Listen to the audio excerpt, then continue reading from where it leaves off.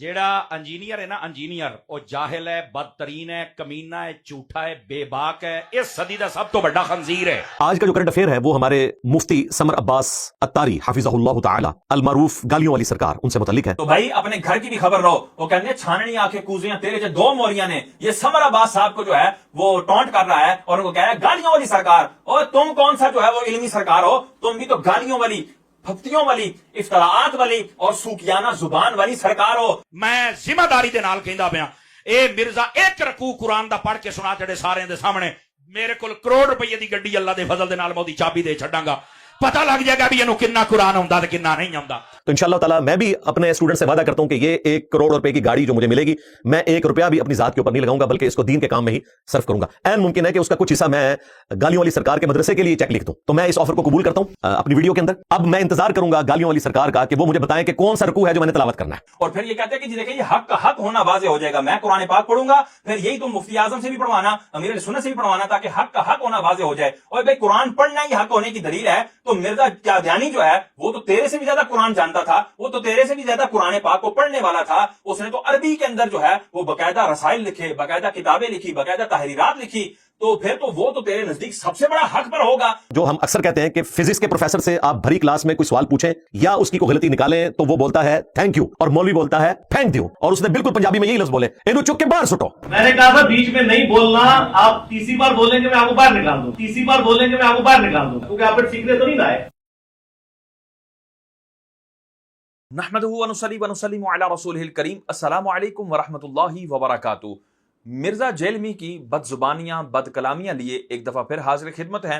मिर्जा जेलमी ने हमारे अहले सुन्नत के एक बड़े मारूफ खतीब मुफ्ती समर अब्बास अत्तारी साहब के रिप्लाई में एक वीडियो रिकॉर्ड करवाई है, जिसका थंबनेल आपके सामने शो भी हो रहा है।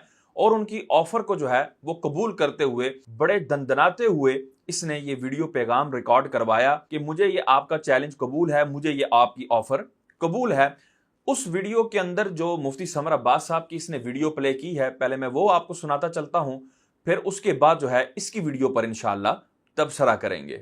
जेड़ा इंजीनियर है ना इंजीनियर वो जाहिल है, बदतरीन है, कमीना है, झूठा है, बेबाक है, इस सदी का सब तो बड़ा खंजीर है। सारा दीन अरबी च आया है। मैं जिम्मेदारी दे नाल कहंदा पिया, ए मिर्जा एक रकू कुरान दा पढ़ के सुना तेरे सारे दे सामने। मेरे को करोड़ रुपये की गड्डी अल्लाह दे फजल दे नाल मैं ओदी चाबी दे छड्डांगा, पता लग जाएगा भी इन्हों कितना कुरान आउंदा ते कितना नहीं आउंदा। तो यहां पर मैं अपने वाइजीन, अपने खुतबा और अपने नाथखानों से दस्तबस्ता अर्ज करूंगा कि वो खुदारा इसको बिल्कुल डिस्कस ना करें।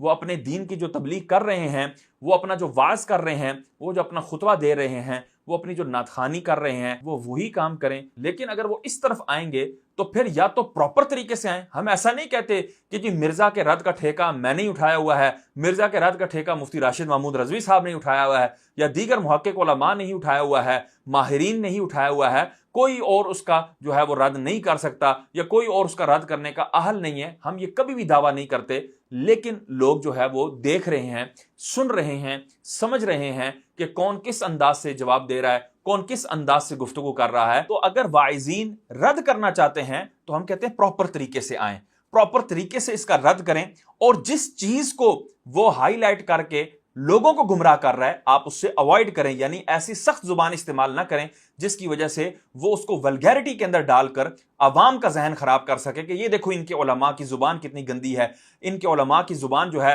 वो इतनी वल्गर है, ये दलाइल नहीं दे सकते। तो इस तरह की बातों पर उतर आते हैं। तो इन तमाम चीजों से अवॉइड करते हुए, उसूल मुनाजरा को सामने रखते हुए और रद्द के उसूलों को सामने रखते हुए इसका इल्मी दलाइल के साथ रद्द करें। जो ये हदीस पाक पेश करे उसके अंदर जो तर्जमा करे उस तर्जमे की अगलात बयान करें, उसकी तशरीह में जो अगलात हैं उनको वाज़े करें, फिर उस हदीस पाक का जो जवाब बनता है वो जवाब दें, आया मुबारका को जो जवाब बनता है वो जवाब दें, उस आया मुबारका के माना के ऊपर जो है वो तबसरा करें, उसकी तफसीर पर तबसरा करें, इसकी तशरीह पर तबसरा करें।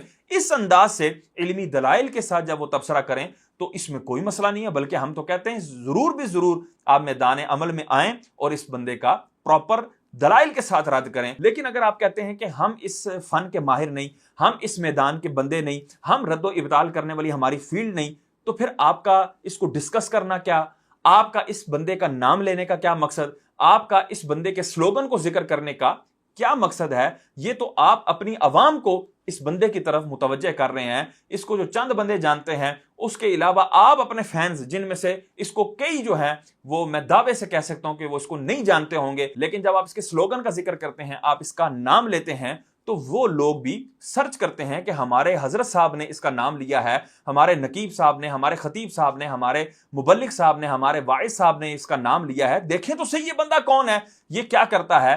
تو مجھے بتائیں، کیا آپ اس لڑکے کی، اس نوجوان کے، اس بندے کی ایمان کی گارنٹی دے سکتے ہیں کہ جب وہ مرزا کو سننے جائے گا وہ کبھی بھی فتنے میں مبتلا نہیں ہوگا، کبھی بھی مرزا کی جو خباستیں ہیں، مرزا کے جو دجل فریب ہیں، وہ اس کے دل میں گھر نہیں کریں گے؟ کیا آپ اس چیز کی گارنٹی دے سکتے ہیں؟ آپ کہیں گے، یقیناً آپ کہیں گے کہ ہم یہ گارنٹی نہیں دے سکتے. تو خدارا عوام اہل سنت کو بچائیں، ہمارے ان بھولے بھالے سنیوں کو بچائیں، نہ کہ ان کو خطرے میں پیش کریں، نہ کہ ان کے ایمانوں کو اس طرح کے درندوں کے حوالے کر دیں جو کہ نوچ نوچ کر ان کو کھا جائیں. آج کا جو کرنٹ افیئر ہے وہ ہمارے مفتی سمر عباس اتاری حفظہ اللہ تعالی المعروف گالیوں والی سرکار، ان سے متعلق ہے. یہ بندہ ان کو اسی انداز سے ڈسکس کرتا ہے اور ان کے پوری ویڈیو کے کلپس لگاتا ہے اور عوام کو یہ تاثر دینے کی کوشش کرتا ہے کہ اہل سنت جو ہیں ان کے پاس کوئی دلیل نہیں ہے، ان کے پاس کوئی ایسی شخصیت نہیں ہے جو میرے دلائل کا جواب دے سکے. ان کے پاس اگر جواب ہے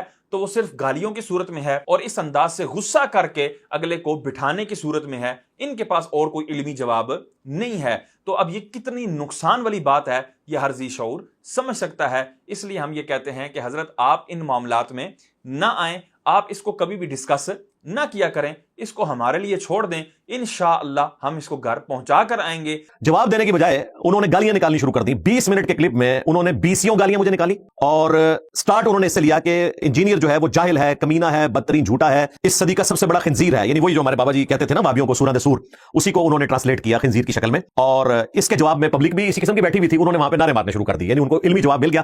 ظاہر ہے یہ مکتبہ فکر وہ ہے کہ جن کے ہاں علمی جواب یہی ہوتا ہے کہ آپ نے دوسروں کو گالیاں دینی ہے، کیونکہ آپ کے پاس تو دلائل ختم ہو چکے ہیں. حالانکہ عوام اس سے واقف ہے کہ اگر نقیبوں نے، خطیبوں نے اور واعظین نے نہیں دیا تو الحمدللہ محقق علماء کرام نے دیا ہے، جو اس فیلڈ کے ماہرین ہیں انہوں نے اس کو جواب دیا ہے اور بڑا بہترین کر کے دیا ہے کہ یہ کبھی بھی مر کے ہمارا تذکرہ نہیں کر سکتا. بجائے اس کے کہ میں ان کی گالیوں کا جواب گالیوں سے دوں، جو انہوں نے 20 کامنٹس میرے بارے میں کیے ہیں، انشاءاللہ تعالی میں آج 20 علمی پوائنٹس کی شکل میں ایک ایک کر کے ایک انٹلیکچوئل ترتیب کے ساتھ ان کو ڈسکس کروں گا اور ان کو علمی جوابات دوں گا تاکہ ہمارے اسٹوڈنٹس ان کی علمی میمز بنائیں انشاءاللہ تعالی. وہ یہ ثابت کرنا چاہ رہا ہے کہ میں کتنا علمی ہوں، میں کتنا مہذب ہوں، میں کتنی جو ہے وہ علمی گفتگو کرتا ہوں کہ انہوں نے مجھے گالیاں دی ہیں لیکن میں گالیوں سے جواب نہیں دوں گا، میں ان کو ان کی زبان میں جواب نہیں دوں گا، میں علمی پوائنٹ جو ہے ان کو ڈسکس کروں گا، یہ کروں گا، وہ کروں گا. حالانکہ اس بندے کی انتہائی گندی زبان ہے، انتہائی ولگیرٹی پر مشتمل اس کی زبان ہوتی ہے، اس کے الفاظ ہوتے ہیں، اس کے الفاظ کا چناؤ انتہائی ولگر ہوتا ہے. جو ہماری ویڈیوز دیکھتے ہیں وہ عوام بالکل ان باتوں کو جان چکی ہے. مجھے بتائیں کہ ایک بندہ اس کو گالی دے رہا ہے، اس کی ذات کو گالی دے رہا ہے، ہم اس کو ڈیفینڈ نہیں کرتے، ہم اس کو آن نہیں کرتے، ہم اس کو اچھا نہیں کہتے، برا کر رہا ہے، غلط کر رہا ہے، اس کو ایسا نہیں کرنا چاہیے، اس کو اپنے اخلاقی دائرے کے اندر رہ کر بات کرنی چاہیے. گالی دینا کسی کو بھی جائز نہیں ہے، کیونکہ اس میں اگلے کی توہین ہو یا نہ ہو، اس میں مسلمان کی اپنی توہین ہے. کیونکہ مسلمان جو ہے اس کی شان یہ نہیں ہے کہ وہ اپنی زبان سے گندی بات نکالے. یہ حضور سرور کونین صلی اللہ تعالی علیہ وسلم نے مسلمان کی اور ایک مومن کی پہچان بیان کی ہے. لیکن ہم یہ کہتے ہیں کہ ایک بندہ تو اس کو گالی دے رہا ہے، اس کے حوالے سے گندی زبان استعمال کر رہا ہے، لیکن یہ جو ہے مرزا جیلمی جو ہے یہ اللہ کے حوالے سے گندی زبان استعمال کر رہا ہے. ایک خدا جو ساری قدرتوں کا مالک ہے اور وہ اکیلا اور یکتا ہے، وہ آپ کو یہ آفر دیتا ہے کہ صرف یہ 60 سال کی زندگی مجھے دے دو تو میں ایک منی خدا بنا دوں گا، ایک منی خدا بنا دوں گا. انگلش میں بھی جو چھوٹے آلیہ ہیں انہیں چھوٹے جی سے لکھا جاتا ہے، جو کیپٹل جی سے لکھا جاتا ہے نا گاڈ، وہ بھگوان کو، خدا کو، اللہ کو کہتے ہیں. اب اس پر فتویٰ کیا ہے، اس پر شرعی حکم کیا ہے؟ انڈیا کے ہی علماء کرام، مفتیان کرام، یہ شارع بخاری ہیں مفتی شریف الحق امجدی علیہ رحمہ، وہ اپنے فتوے میں کیا بیان فرماتے ہیں؟ یہ جلد نمبر 1 ہے اور صفحہ نمبر 171 پر کہ بھگوان اور رام کے جو حقیقی معنی ہیں ان پر مطلع ہوتے ہوئے جو شخص اللہ عز و جل کو بھگوان یا رام کہے وہ بلا شبہ کافر و مرتد ہے. اس کے تمام اعمال حسنہ اکارت ہو گئے، اس کی بیوی اس کے نکاح سے نکل گئی، اس پر فرض ہے کہ فوراً اس سے توبہ کرے، پھر سے کلمہ پڑھ کر مسلمان ہو، اور اپنی بیوی کو رکھنا چاہتا ہو تو پھر سے تجدید نکاح کرے۔ آگے فرماتے ہیں، اب بھگوان کا معنی بیان کر رہے ہیں۔ سنسکرت میں بھگ عورت کی شرمگاہ کو کہتے ہیں، اور وان بمانا والا، یعنی عورت کی شرمگاہ والا، تو یہ معنی ہے بھگوان کا۔ تو کیا معاذ اللہ کوئی مسلمان اللہ تبارک و تعالیٰ کو یہ جملہ بول سکتا ہے، یہ گالی دے سکتا ہے؟ معاذ اللہ ثم معاذ اللہ۔ اللہ تبارک و تعالیٰ کے کعبۃ اللہ شریف کے حوالے سے گندی زبان استعمال کر رہا ہے کہ جی اتنے بڑے بوٹ جو ہے وہ لے کر سعودی جو ہے وہ کعبۃ اللہ کے اوپر چڑھتے ہیں، اور بالکل ان کو چڑھنا بھی چاہیے تاکہ یہ پتہ لگ سکے کہ یہ ہمارا معبود نہیں ہے۔ اگر یہ بت ہوتا مسلمانوں کا تو مسلمان جوتیوں سمیت اس کے اوپر چڑھتے ہیں۔ سال میں 2 دفعہ غلاف کعبہ چینج ہوتا ہے، اور دونوں دفعہ سعودی حکومت کے جو کارندے ہیں اتنے بڑے بڑے بوٹ پہنے ہوئے اس کے اوپر چڑھتے ہیں، یہ اسے رسپیکٹ دے رہے ہوتے ہیں، جوتیوں سمیت اوپر چڑھے ہوتے ہیں، اور بالکل ٹھیک کرتے ہیں، جوتیوں سمیت ہی چڑھنا چاہیے، اور بالکل ٹھیک کرتے ہیں، جوتیوں سمیت ہی چڑھنا چاہیے، تاکہ لوگوں کو پتہ چلے کہ یہ ہمارا معبود نہیں ہے، اور نہ یہ ہمارے معبود کی کوئی اس حوالے سے نشانی ہے کہ ہم اس کے آگے جھکتے ہیں۔ اب یہ دیکھیں جی، یہاں پر یہ سارے افراد کھڑے ہوئے ہیں کہ جو غلاف کعبہ کو اوپر اٹھا رہے ہیں۔ اب یہاں پر دیکھیں، یہ دیکھیں پاؤں آپ کو نظر آ رہے ہوں گے، یہ ان کے بالکل ننگے پاؤں ہیں، برہنہ پاؤں ہیں۔ اب آپ آگے بھی جو ہے نا وہ بالکل واضح، یہ دیکھیں کسی کے بھی پاؤں میں جوتی نہیں ہے، بالکل واضح جو ہے یہ نظر آ رہا ہے۔ یعنی کہ اس نے جب اس بات کا اعلان کرنا ہو کہ یہ چیز ہماری معبود نہیں ہے، اس چیز کی ہم عبادت نہیں کرتے، تو یہ اس کی توہین کرواتا ہے، یہ اس کی تذلیل کرواتا ہے، معاذ اللہ ثم معاذ اللہ۔ کل کو اگر اس نے یہ بیان کرنا ہو کہ جی ہم قرآن پاک کی عبادت نہیں کرتے، تو معاذ اللہ ثم معاذ اللہ یہ کیا کہے گا اس حوالے سے؟ تو یہ اس انداز کی گفتگو کرے گا، معاذ اللہ ثم معاذ اللہ۔ اور اس نے حضور سربراہ کونین صلی اللہ تعالی وسلم کے لیے انتہائی گندے، انتہائی ولگر، انتہائی رذیل الفاظ جو ہے وہ یہودیوں کی طرف منسوب کرتے ہوئے استعمال کیے کہ جی یہ کل کا چھوکرا معاذ اللہ ہمیں دین سکھائے گا، ثم معاذ اللہ۔ ان کے بڑے بڑے جو پادری بیٹھے ہوئے تھے وہ کہتے تھے یہ کل کا چھوکرا آگے میں بتائے گا، چھوکرا آگے میں بتائے گا۔ جب اس سے پوچھا گیا کہ یہ کہاں ہے تو فوراً اس نے یو ٹرن لے لیا اور اس نے کہا یہ تو بڑا پوزیٹیو لفظ ہے، آپ مجھے کہیں میں تو فخر کروں گا۔ یعنی اس نے وہ جو غلیظ اور ولگر لفظ تھا اس کو بھی اچھا ثابت کرنے کی کوشش کی۔ ایک میرا کلپ کاٹا جی چھوکرے کا لفظ استعمال کیا، یہ کوئی نیگیٹو ورڈ ہے؟ ہمارے سب کانٹیننٹ کے معاشرے کے اندر آپ پوچھ کے دیکھ لیں، جو چھوٹی عمر کا جو ینگ بوائے ہے اس کو چھوکرا کہا جاتا ہے، یہ کوئی نیگیٹو ورڈ نہیں ہے۔ پھر اس نے حضور سرور کونین صلی اللہ تعالی علیہ وسلم کے لیے ہی نہیں بلکہ حضرت ابراہیم خلیل اللہ علیہ نبینا علیہ السلام کے لیے بھی یہ گندا اور ولگر لفظ استعمال کیا، اور ان کو بھی معاذ اللہ قرآن کے ترجمہ کرتے ہوئے اس نے چھوکرا کہا، معاذ اللہ ثم معاذ اللہ۔ حالانکہ جو قرآن پاک میں جو حضرت ابراہیم علیہ السلام کے لیے لفظ فتح آیا تھا اس کا یہ ترجمہ نوجوان اور لڑکا کہہ کے کر چکا تھا، لیکن اس کو پھر یاد آیا کہ اوہو میں نے تو حضور کو چھوکرا کہا تھا، اب میں نے چونکہ اس کو ڈیفینڈ کرنا ہے کہ میں نے حضور کو جو چھوکرا کہا تھا معاذ اللہ وہ بالکل درست کہا تھا، تو اس نے حضرت ابراہیم علیہ السلام کو بھی معاذ اللہ چھوکرا کہہ دیا۔ کہ ابراہیم علیہ السلام نے سارے بت توڑے اور اینڈ پہ کلہاڑا رکھ دیا بڑے بت کے کندھے پر اور توریہ کیا۔ جب انہوں نے پوچھا کہ ہاں بھائی یہ کس نے کیا ہے تو لوگوں نے کہا کہ وہ ایک نوجوان لڑکا ہے، ایک چھوکرا جس کے بارے میں ہم نے سنا اسے ابراہیم کہا جاتا ہے، وہ یہ باتیں کرتا تھا۔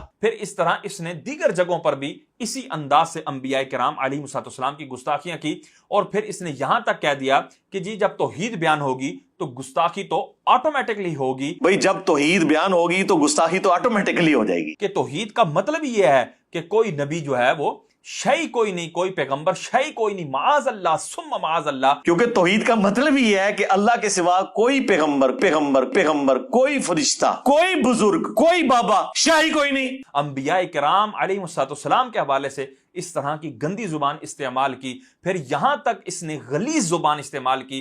توحید بیان ہو رہی ہے جی، یہ توحید کا لیکچر دیا جا رہا ہے، اللہ تبارک تعالیٰ کی وحدانیت کا لیکچر دیا جا رہا ہے، اور کس انداز سے، کس ولگیرٹی والے انداز میں، کس بےہودہ اور بدتمیزی اور سوکیانہ زبان کے اندر یہ لیکچر دیا جا رہا ہے۔ کہتا ہے کہ جی معاذ اللہ انبیاء تو اپنا پیشاب نہیں روک سکتے، معاذ اللہ۔ توحید کا تو مطلب ہی یہی ہے کہ کوئی انسان اپنا پیشاب بھی نہیں روک سکتا، خواہ وہ پیغمبر ہو یا عام انسان ہو۔ توحید کا تو مطلب یہ ہوگا کہ اللہ کے سوا کوئی ہستی، خواہ پیغمبر ہو، فرشتہ ہو، شیاطین کو تو ہم نے ڈسکس نہیں کرنا نا، وہ تو ہے ہی دوسری پارٹی ہے۔ ہم اللہ کی پارٹی کے جو لوگ ہیں نا وہ بھی کوئی شے نہیں ہے جب توحید ذکر ہو رہی ہوگی. اور بھائی یہ کوئی طریقہ ہے کیا؟ اسلاف نے اس انداز سے کبھی توحید بیان کی؟ صحابہ کرام نے اس انداز سے توحید بیان کی؟ تابعین نے، تبع تابعین نے اس انداز سے توحید بیان کی؟ ائمہ اسلاف نے، ائمہ مجتہدین نے، محدثین نے، مفسرین نے، اور جن کا یہ روز نام لیتا ہے امام بخاری کا، امام مسلم کا، امام ترمذی کا، دیگر جو سیاستہ کے امام ہیں ان کا نام لیتا ہے، کیا کسی ایک سے بھی اس انداز سے توحید بیان کرنا یہ ثابت کر سکتا ہے؟ کسی سے اس انداز سے توحید کا لیکچر یہ ثابت کر سکتا ہے؟ یہ مر جائے گا، زہر کا پیالہ پی لے گا، اس کے پاس کوئی اس معاملے میں دلیل نہیں ہے کہ اس انداز سے بزرگان دین نے معاذ اللہ توحید بیان کی ہو اور توحید کے حوالے سے لیکچر دیا ہو یا لکھا ہو. کبھی بھی یہ ثابت نہیں کر سکتا، کیونکہ یہ مسلمانوں کا طریقہ نہیں، یہ شیطان کا طریقہ ہے، یہ شیطانی توحید ہے، یہ رحمانی توحید نہیں ہے کہ رحمانی توحید کے اندر انبیاء کرام علیہم السلام، بزرگان دین، صحابہ کرام، اہل بیت اطہار، ائمہ مجتہدین اور جتنے بھی امت کے اسلاف ہیں ان سب کا ادب لازم ہے، جبکہ شیطانی توحید میں ان سب کی بے ادبی لازم ہے. جس طرح کہ شیطان نے اللہ کو سجدہ کرنے سے انکار نہیں کیا، بلکہ اس نے حضرت آدم صفی اللہ علی نبینا علیہ السلام کی تعظیم سے انکار کیا، اس سے روگردانی کی، اور اس میں جو ہے حضرت آدم علیہ السلام کی اس نے توہین کی اور اپنے آپ کو ان سے افضل گردانا، جس پر اللہ تبارک تعالیٰ نے اس کو راندہ درگاہ کر دیا، کافر قرار دے کر اپنی بارگاہ سے ہمیشہ ہمیشہ کے لیے مردود کر دیا. تو یہ شیطانی توحید ہو سکتی ہے، رحمانی توحید نہیں ہو سکتی. پھر اس نے جو ہے معاذ اللہ جنت پر لعنت بھیجی کہ میں ایسی جنت پر لعنت بھیجتا ہوں جس میں اللہ کا دیدار نہ ہو. معاذ اللہ ثم معاذ اللہ. دیدار الہی نہیں ہے نا تو سرکار ہم ایسی جنت کے اوپر لعنت بھیجتے ہیں، تو سرکار ہم ایسی جنت کے اوپر لعنت بھیجتے ہیں. یعنی اللہ کا دیدار یہ ایک نعمت ہے، اور بالیقین یہ سب نعمتوں میں سے بڑھ کر ایک سب سے بڑی نعمت ہے. لیکن کیا دیگر نعمتیں جن کو قرآن بار بار ذکر کرتا ہے کہ اللہ تعالیٰ نے ایسی جنت تیار کی ہے جن کے نیچے نہریں جاری ہیں، جن کے اندر پھل ہیں، جن کے اندر باغات ہیں، وہ ان میں ہمیشہ رہیں گے. قرآن کی سینکڑوں آیات ان انعامات کو ذکر کر رہی ہیں، ان نعمتوں کو ذکر کر رہی ہیں، لیکن یہ ان سب نعمتوں پر معاذ اللہ لعنت بھیج رہا ہے کہ اگر اللہ کا دیدار نہیں تو وہ ساری جو ہے وہ جنت پر معاذ اللہ لعنت ہے. ثم معاذ اللہ. تو اتنی ولگر زبان کیا کسی انسان کی ہو سکتی ہے؟ اسی طرح جب صحابہ کرام علیہم رضوان کا تذکرہ آتا ہے ان کے حوالے سے یہ کتنی گندی زبان استعمال کرتا ہے کہ جی معاویہ تو معاذ اللہ شے ہی کوئی نہیں. یہ لوگ امیر معاویہ کانفرنس کر رہے ہیں تو امیر معاویہ تو چیز ہی کوئی نہیں. عمار بن یاسر کی کانفرنس کیوں نہیں کرتے؟ یہاں تک کہ اس نے امام بخاری کے حوالے سے بھی کہہ دیا کہ امام بخاری بھی شے ہی کوئی نہیں، اور امام بخاری تو شاہی کوئی نہیں، اور امام بخاری تو شاہی کوئی نہیں. اور پھر اس نے کہا کہ جی اگر یہ سارے جو ہے صحابہ کرام قبروں سے نکل آئیں تب بھی ہم جو ہے وہ کہیں گے ہم یہ حدیث بیان کرنے سے باز نہیں آئیں گے، اور اگر ہم اس دور میں ہوتے تو ہم ان کی گردنوں پر تلواریں رکھ لیتے، لیکن چونکہ اب وہ ہم تلوار تو اٹھا نہیں سکتے، لیکن اب یہ ہماری زبان سے نہیں بچ سکتے. معاذ اللہ. میں تو کہتا ہوں اہل صفین قبروں سے نکل آئے نا، اور وہ آ کے کہیں حدیثیں مار بیان نہ کرو، اور ان نکلنے والوں میں حضرت معاویہ رضی اللہ تعالیٰ عنہ، عمر بن عاص رضی اللہ تعالیٰ عنہ اور مغیرہ ابن شعبہ رضی اللہ عنہ مجمعین ہی کیوں نہ ہو، تو ہم انہیں کہیں گے نہ سر رکو ذرا، صبر کرو، ہم نے تمہارا کلمہ نہیں پڑھا، ہم نے کلمہ اس کا پڑھا ہے جس کی قبر مدینے میں. اور اس سے بڑھ کر ہم انہیں ساتھ یہ بھی کہیں گے کہ حضرت ہماری قسمت اچھی ہے کہ ہم آپ کے زمانے میں نہیں، ورنہ آپ کے اوپر تلوار ہم سونت لیتے مولا علی کے حق میں، اور آپ کی قسمت اچھی ہے کہ آپ ہم سے بچ گئے، لیکن اب ہم اپنی زبان تو کم از کم کھولیں گے.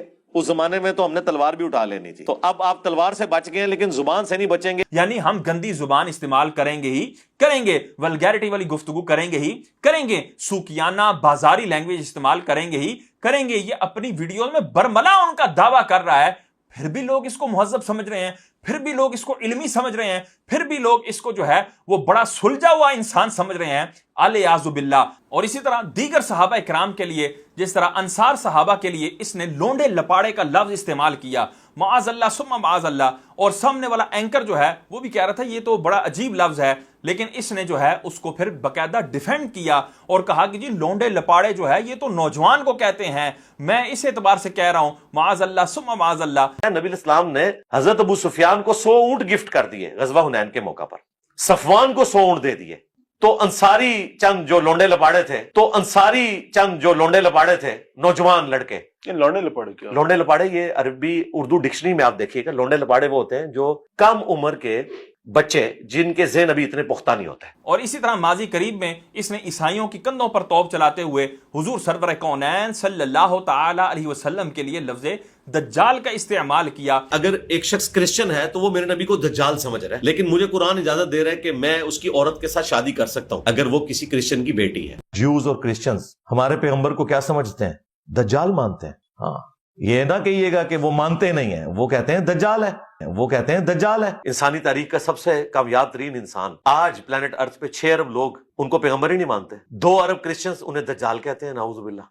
तो क्या फर्क पड़ता है? और यहां तक इसने गंदी जुबान इस्तेमाल की कि जब एंकर ने, अब देखें कि ये बंदा अपनी जात के दिफा के लिए हुजूर की इज्जत को माअज़ अल्लाह अपने सामने डाल बना लेता है और हुजूर के ऊपर उन चीजों का इंप्लीमेंट करता है कि जब उस एंकर ने कहा कि जी हम आपकी अकेडमी की तरफ आ रहे थे तो बंदे खड़े थे, उसने कहा कि जी इस 2 नंबर के पास क्यों जा रहे हो? अब इसको वो 2 नंबर क्यों कहते हैं, वो क्या मामला है, हम इसके ऊपर कोई गुफ्तगू नहीं करते, लेकिन उन्होंने ये कमेंट पास किया। अभी मैं यहाँ पर नीचे आया, अच्छा, तो आपके बिल्कुल साथ के एक बेक्स हैं। तो जैसे हम ऊपर आ रहे थे तो एक साहब, 2 साहबाना है, उन्होंने आवाज दी, सलाम दुआ हुई। तो पहली बात जो उन्होंने की ना कि ऐथे किथे वो ऐथे बड़ा इस तरह नहीं, जो ये राय क्यों है?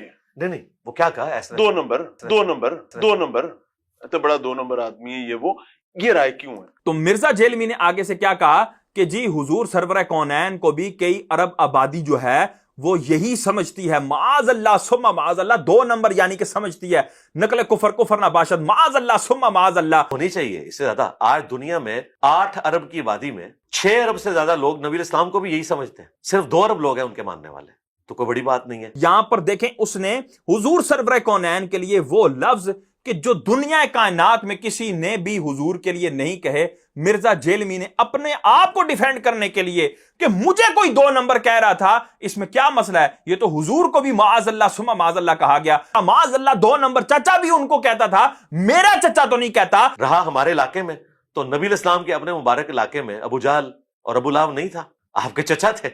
मेरा चचा तो नहीं आपको मिलेगा जो कहे कि 2 नंबर है। माअज़ल्लाह सुम्मा माअज़ल्लाह, मैं कहता हूं सारी तारीख खंगाल ली जाए, तमाम ज़खायर देख लिए जाएं, क्या किसी काफिर ने, क्या किसी मुनाफिक ने हुजूर सरवर कौनैन सल्लल्लाहु ताला अलैहि वसल्लम के लिए 2 नंबर का लफ्ज जो हमारे उर्फ में और हमारी अवाम में राइज है, इस माना के अंदर कभी हुजूर सरवर कौनैन सल्लल्लाहु अलैहि वसल्लम के लिए गंदा लफ्ज इस्तेमाल किया? हरगिज नहीं किया। कोई नहीं दिखा सकता, कोई भी इस चीज को साबित नहीं कर सकता, लेकिन इस बंदे ने अपना दिफा करने के लिए कि लोगों ने इसको चूंकि 2 नंबर कहा था, इसने वो चीज उठाकर हुजूर सरवर कौनैन सल्लल्लाहु अलैहि वसल्लम पर डाल दी कि जब हुजूर को भी कहा गया तो फिर मैं क्या होता हूं जी, मेरी जात का क्या जो है शुमार। तो ये कैसे ये बंदा इल्मी हो सकता है, ये बंदा किस अंदाज से जो है मुहज्जब हो सकता है? कभी भी ऐसा बंदा मुहज्जब नहीं हो सकता। और फिर ये देखें कि ये कहता है कि जी आप लोग अपने वालिदैन को समझाया करें कि ये देखिए ये अहादीस हैं, लेकिन अगर वालिदैन ना समझें तो मुझे अब बताए कोई भी जी शऊर इसकी वीडियो सुनने से पहले वो ये बताए, क्या अगर वालिदैन ना समझें तो वालिदैन को माअज़ल्लाह बुरे अल्फाज कहने की, बाजारी अल्फाज कहने की इजाजत है? नहीं है। कुरान तो कहता है कि उनके सामने अपने नरमी के बाजू फैला दो और उनको उफ तक नहीं कहनी। उफ कहने की जहां इजाजत ना हो वहां पर बंदा उनके लिए गंदे अल्फाज इस्तेमाल करे, वहां पर उनके सामने सूखियाना जुबान, वल्गैरिटी वाली जुबान इस्तेमाल करे, ये कितनी नाइंसाफी है। और ये सिखाने वाला क्या दीनी मुबल्लिग हो सकता है? क्या दीन का तर्जुमान हो सकता है? क्या रसूलुल्लाह की अहादीस का तर्जुमान हो सकता है? कुरान पाक का तर्जुमान हो सकता है? हरगिज नहीं। इसने कहा है कि जी जब आपके वालिदैन ना समझें तो फिर ये कहा करें, और मेरे नबी सा है ही कोई नहीं, अब्बा जी तुसी ते शई कोई नहीं, मेरे नबी सा है ही कोई नहीं, अम्मा जी तुसी ते शई कोई नहीं। तो ये माँ बाप जब कहते हैं तो उन्हें ये हदीसें सुनाया करें कि नबी इस्लाम ने मना किया है कि मेरे से आगे कोई नहीं, तो बल्कि आप ये भी कहने की जरूरत नहीं, अब आप ये कहा करें कि मेरे नबी सा है ही कोई नहीं, अब्बा जी तुसी ते शाही कोई नहीं, हाँ मेरे नबी सा है ही कोई नहीं, माँ जी तुसी ते शाही कोई नहीं। ठीक है, आप ये और देख लें सरकार, ये नबियों का तरीका है ये बात करना। तो मुझे बताएं کیا یہ بندہ یہ گالیوں سے خالی کلام کر رہا ہے؟ صحابہ اکرام کو لونڈے لپاڑے کہہ کے یہ معاذ اللہ گالی نہیں دے رہا. لونڈے کا کتنا گندا معنی ہے یہ آپ سمجھ سکتے ہیں, کتنی گندی زبان استعمال کرتا ہے. اسی طرح عمران خان کے حوالے سے گفتگو کرتے ہوئے کہتا ہے کہ جی عمران خان صاحب جو ہے نا اگر ولگیرٹی والی گفتگو نہ کریں تو پھر بڑی اچھی بات ہے. وہ ولگیرٹی والی سامنے پوچھا اس نے کیا جی کیا ولگر انہوں نے زبان استعمال کیا؟ کہتے ہیں دیکھیں جی یہ کہتے ہیں جی ان کی شلواریں گیلی ہو جائیں گی. تو یہ جو لفظ شلوار ہے نا یہی ان کی ولگیرٹی کے لیے کافی ہے. زبان سخت کا میں بہت حامی ہوں. سخت زبان کے بغیر بات سمجھ نہیں آتی. ولگر لینگویج نہیں ہونی چاہیے. جب ولگر لینگویج استعمال ہوتی ہے تو پھر لیڈر کے جو ماننے والے ہیں اس سے 4 ہاتھ آگے چلے جاتے ہیں. مثال کے طور پہ خان صاحب کی کون سی ولگر لینگویج؟ آپ سے زیادہ کون جاتا ہے؟ یہ میرا خیال ہے شلوار گیلی کرنے والی بات تو کافی ہے.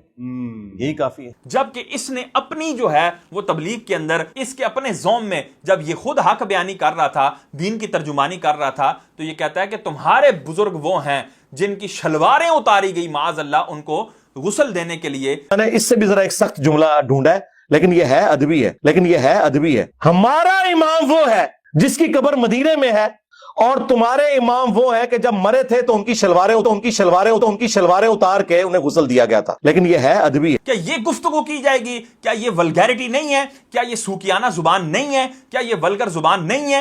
یہ بندہ مہذب ہے, یہ بندہ تہذیب یافتہ ہے, اور یہ بندہ دین کا ترجمان ہے. یہ بندہ جو ہے وہ دین کی ترجمانی کا حق ادا کر رہا ہے. معاذ اللہ ثم معاذ اللہ. تو بھائی اپنے گھر کی بھی خبر رہو. وہ کہنے چھاننی آنکھیں کوزیاں تیرے جو 2 موریاں نے. یہ سمر عباس صاحب کو جو ہے وہ ٹونٹ کر رہا ہے اور ان کو کہہ رہا ہے گالیوں والی سرکار. اور تم کون سا جو ہے وہ علمی سرکار ہو؟ تم بھی تو گالیوں والی, پھپتیوں والی, افتراعات والی اور سوکیانہ زبان والی سرکار ہو. تمہارے پاس تو دجل فریب کا بھنڈار ہے اور یو ٹرن کے تو تم بے تاج بادشاہ ہو, اور یہ تو سارے القابات تمہارے سر پر سجدے ہیں.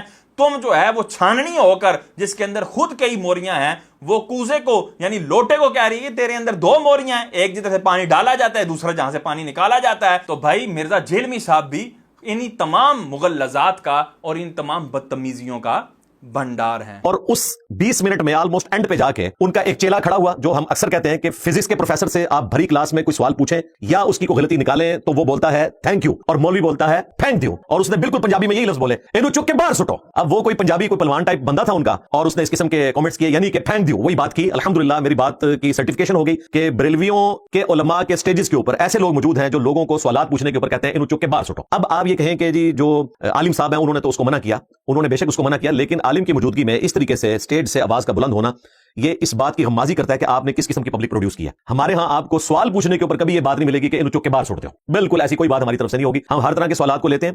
اب یہاں پر دیکھیں سمر عباس صاحب کی ویڈیو کے اندر ایک بندہ اٹھا, اس نے کہا کہ جی انو سٹو باہر, یعنی وہ ان کی محفل خراب کر رہا تھا. اب وہ یا تو بانی محفل ہوگا یا منتظمین میں سے کوئی ہوگا. ظاہری بات ہے جب آپ کی محفل کو جس پر آپ نے لاکھوں روپے لگائے ہوں اب اس کو خراب کرنے کے لیے کوئی اٹھ پڑے اور اس کا ماحول خراب ہو کر رہا ہو تو ظاہری بات ہے آپ کے جذبات جو ہیں وہ قابو سے باہر ہو جائیں گے. جس طرح مرزا جیلمی کی اکیڈمی میں کوئی اٹھ پڑے اور اس کے حوالے سے کوئی وہاں کا ماحول خراب کرنے کے معاملات کرے تو اس کے چاہنے والے اس کو دھپڑ بھی مارتے ہیں, ان کو باقاعدہ چنڈے مکے رسید کیے جاتے ہیں. یہاں پر تو خالی بات ہی کی ہے نا کہ وہ جی اس کو نکال کر باہر پھینک دو, نکال کر باہر پھینکا تو نہیں ہے. تو میں کہا یہ دوگلا پالیسی کیوں؟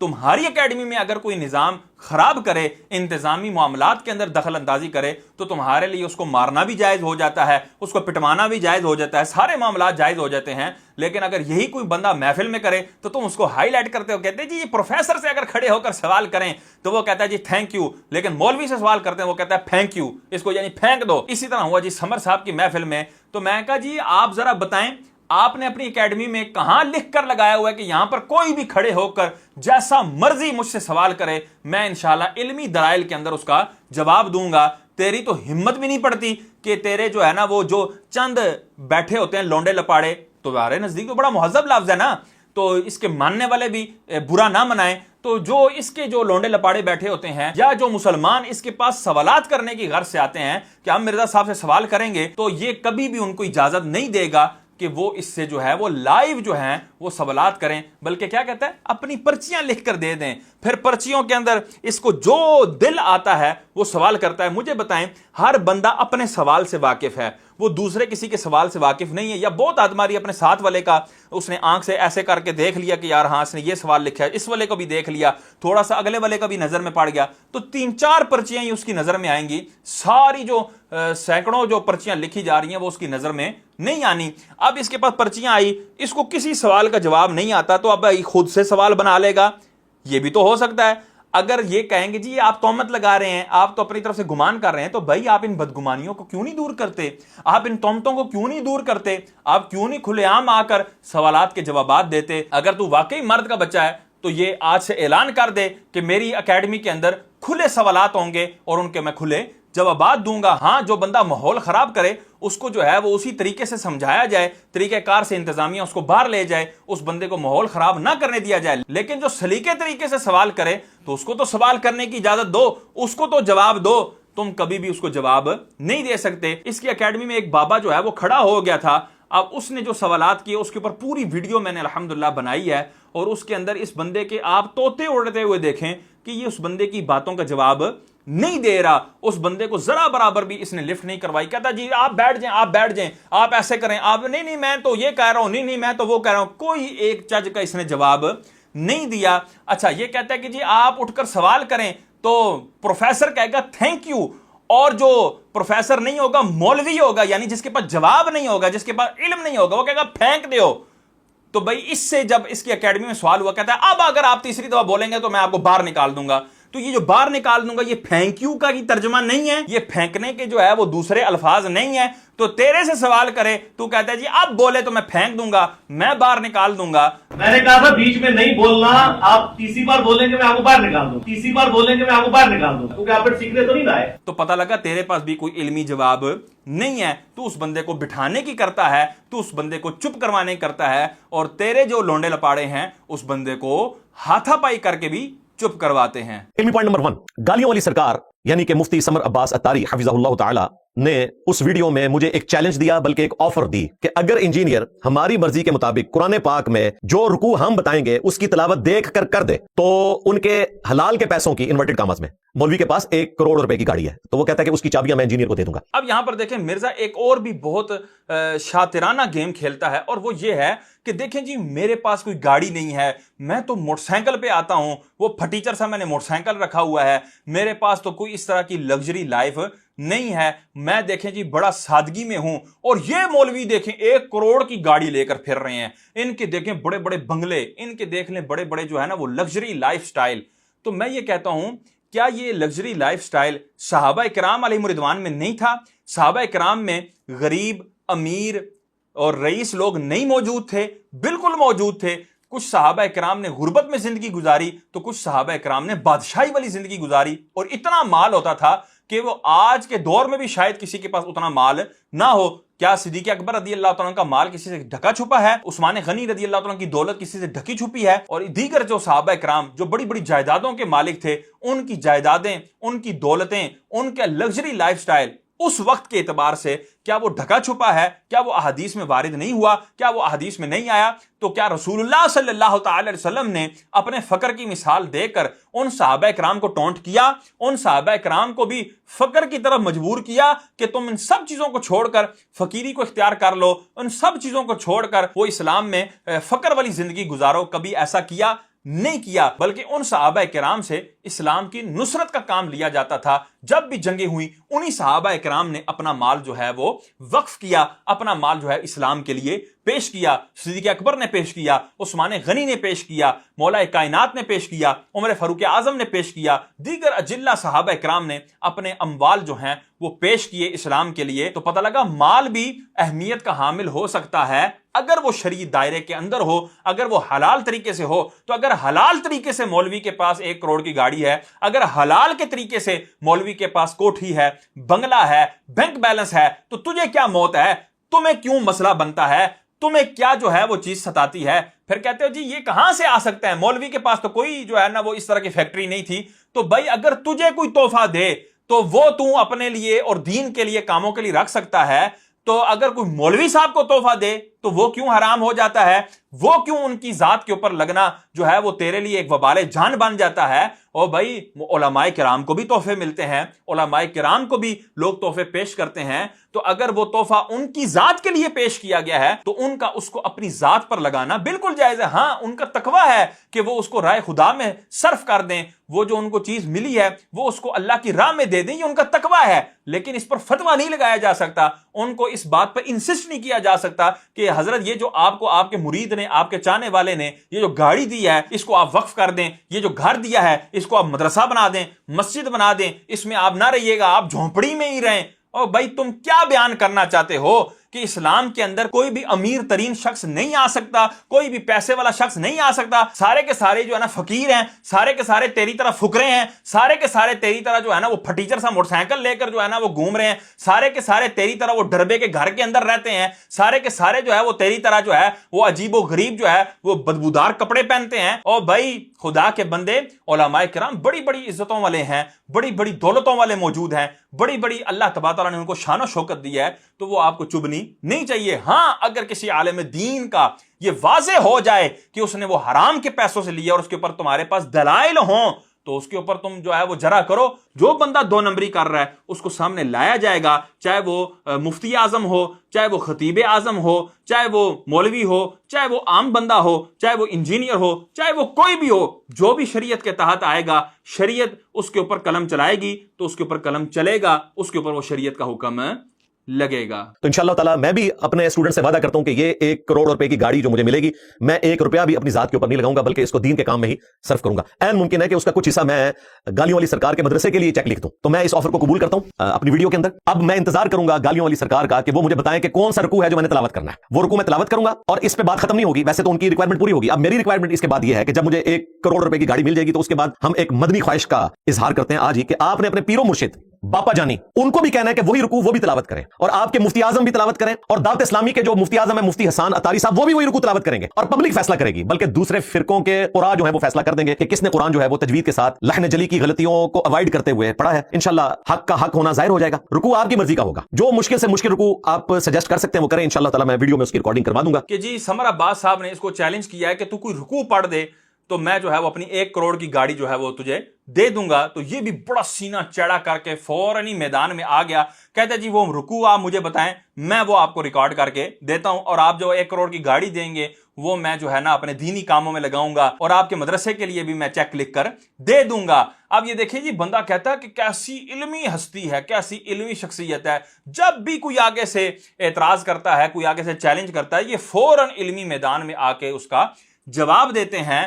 تو مرزا صاحب کبھی ہماری طرف بھی توجہ کریں، کبھی مفتی راشد محمود رضوی صاحب کی بھی طرف توجہ کریں، کبھی ہمارے بھی چیلنجز کا جواب دے دیں، کبھی ہمارے بھی اعتراضات کا جواب دے دیں، کبھی ان کا بھی جواب دے دیں جو دلائل ہم نے آپ کے سامنے رکھے ہیں، لیکن آپ مر جائیں گے، زہر کا پیالہ پی لیں گے، کبھی بھی ہمیں ڈسکس نہیں کریں گے، ہمارے چیلنجز کو قبول نہیں کریں گے۔ ہاں، جہاں سافٹ شکار آ جائے وہاں آپ فوراً میدان میں آ جائیں گے اور اپنی تمام شرائط کو بالائے طاق ڈال دیں گے۔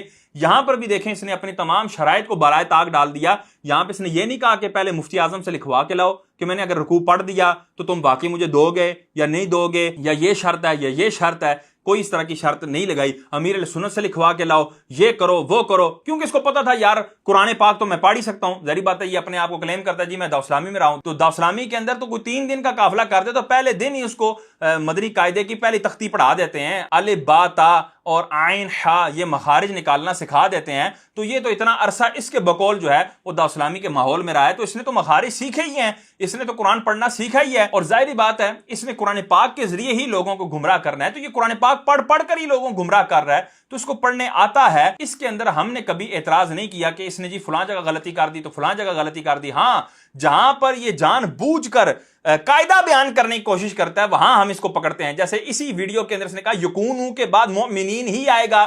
ہمارا سوال یہاں پر یہ ہوتا ہے کہ حضرت اگر آپ اس کو ڈسکس نہ کرتے نا تو ہم بھی بات نہ کرتے، لیکن چونکہ آپ نے پنگا لیا ہے تھوڑا سا تو اب جواب تو دے کے جائیں۔ یکونو کے بعد مؤمنین ہی کیوں آئے گا، مومنون کیوں نہیں آ سکتا؟ گرامر کے ذریعے اس غلطی کو واضح کرو اور گرامر کے ذریعے اس قاعدے کو واضح کرو، وہاں پر تمہیں موت آتی ہے۔ کانا یعبدو یہ فعل مضارع کا صیغہ تم بتاتے ہو، اگر تم وہ پڑھ کر نکل جاتے اور ترجمہ کر دیتے تو ہم کہتے ترجمہ تم نے غلط کیا ہے، لیکن ہم اس عبارت پر گفتگو نہ کرتے، لیکن تم نے باقاعدہ جو ہے وہ بڑا اہتمام کر کے تم نے وہ صیغہ بتایا کہ کانا یعبدو جو ہے یہ جو ہے وہ فعل مضارع کا صیغہ ہے، اور یہ مضارع کے معنی کے اندر حال کا معنی آتا ہے اور مستقبل کا معنی آتا ہے، تو وہاں پر بھی الحمدللہ ہم نے گرفت کی اور بتایا کہ جی مرزا جیلوی صاحب نے ٹوٹی پجی عربی سیکھ ہی لیا ہے۔ تو اس طرح کی چیزوں پہ ہم گرفت کرتے ہیں، لیکن تمہارے قرآن کے اندر اگر کسی جگہ زبان لڑکھڑا گئی، کسی جگہ کوئی اعراب غلط ہو گیا، اس پر ہم نے گرفت کبھی بھی نہیں کی، نہ میں نے کی، نہ مفتی راشد محمود رضوی صاحب نے کی۔ وجہ یہ ہے کہ ہمیں معلوم ہے کہ جب بندہ قرآن پاک پڑھتا ہے تو اس کے اندر کوئی نہ کوئی زبر زیر پیش کی یا لفظ کی غلطی ہو جاتی ہے، لیکن ہم جو چیزیں ہائی لائٹ کرتے ہیں وہ تمہاری غلط تشریح ہے، وہ تمہارا غلط ترجمہ ہے۔ تو اب حضرت نے جو ہے ان سے غلطی ہو گئی خطیب صاحب سے کہ انہوں نے اس کو جو ہے وہ یہ کہہ دیا، تو یہ بھی چڑھا ہو کر میدان میں آ گیا اور اس نے چیلنج قبول کر لیا اور یہاں ساری شرطیں اس کو بھول گئی۔ اور اسی طرح جب سعد رضوی صاحب نے اس کو چیلنج کیا اس وقت بھی سینہ چڑھا کر کے آ گیا، کہتا جی لو جی شیر میدان میں آ گیا۔ اس کو پتا تھا سعد رضوی صاحب مناظر نہیں ہے، وہ اس فن کے ماہر نہیں ہے، تو وہاں پہ بھی سینہ چڑھا کر کے آ گیا۔ اسی طرح سلمان مصباحی صاحب نے اس کو چیلنج کیا تھا کہ کبھی ہمیں بلانا، کبھی ہمارے سامنے بیٹھنا، تو اس نے کہا جی آ جائیں سلمان مصباحی صاحب، آپ آ جائیں۔ وہاں ساری شرائط اس نے جو ہے وہ اپنی پیچھے رکھ دی اور اس نے وہ ساری کی ساری جو ہے وہ شرائط بھلا کے اس نے جو ہے ان کو کہا کہ جی آپ آ جائیں، ٹھیک ہے۔ اسی طرح کوئی بھی ایسا نقیب یا خطیب اس کے بارے میں بات کرے تو یہ فوراً چڑھا ہو کر وہاں آ جاتا ہے اور اس کو جو ہے وہ کہتا ہے کہ جی آ جائیں جی آپ۔ جس طرح طارق مسعود نے وہ جو نکاح خان مولا ہے جس کو نکاح کے علاوہ آتا ہی کچھ نہیں ہے، تو اس نے اس کو بھی بڑا سافٹ شکار سمجھا اور سافٹ شکار سمجھ کے اس کو بھی چیلنج کر دیا اور یہ کہا میری کرامت ہوگی آپ نہیں آئیں گے، تو وہ آ گیا، تو یہ حضرت وہاں سے غائب ہو گئے۔ آگے سے پھر اس کے اندر بھی دم خم اتنا ہی ہے، سافٹ شکار کو بھی یہ جو ہے وہ نہیں کر سکا اور اس کے سامنے نہیں بیٹھ سکا۔ تو یہ اس کی دوغلا پالیسی ہے، اس کی وجہ سے آپ اہل سنت کے اوپر جو ہے وہ بات نہیں کر سکتے، اور یہ لوگ جو ہیں وہ اہل سنت کے اس انداز کے ترجمان بھی نہیں۔ اگر آپ ان کے کسی چیلنج کا جواب دے دیں گے تو آپ نے ساری اہل سنت کو جو ہے وہ معاذ اللہ نیچے لگا لیا، اور پھر یہ کہتے ہیں کہ جی دیکھیں یہ حق کا حق ہونا واضح ہو جائے گا، میں قرآن پاک پڑھوں گا پھر یہی تم مفتی اعظم سے بھی پڑھوانا، امیر علیہ سنت سے بھی پڑھوانا، تاکہ حق کا حق ہونا واضح ہو جائے۔ اور بھائی قرآن پڑھنا ہی حق ہونے کی دلیل ہے، تو مرزا قادیانی جو ہے وہ تو تیرے سے بھی زیادہ قرآن جانتا تھا، وہ تو تیرے سے بھی زیادہ قرآن پاک کو پڑھنے والا تھا، اس نے تو عربی کے اندر جو ہے وہ باقاعدہ رسائل لکھے، باقاعدہ کتابیں لکھی، باقاعدہ تحریرات لکھی،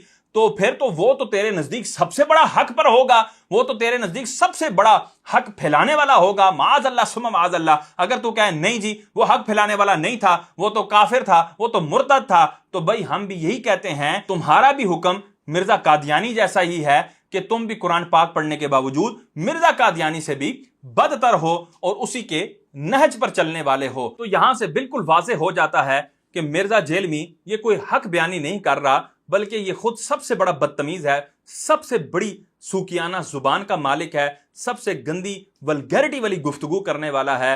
اللہ تبارک و تعالی ہمیں اس کے دجل سے بچنے کی توفیق عطا فرمائے، آمین بجاہ النبی الامین صلی اللہ تعالی علیہ وسلم۔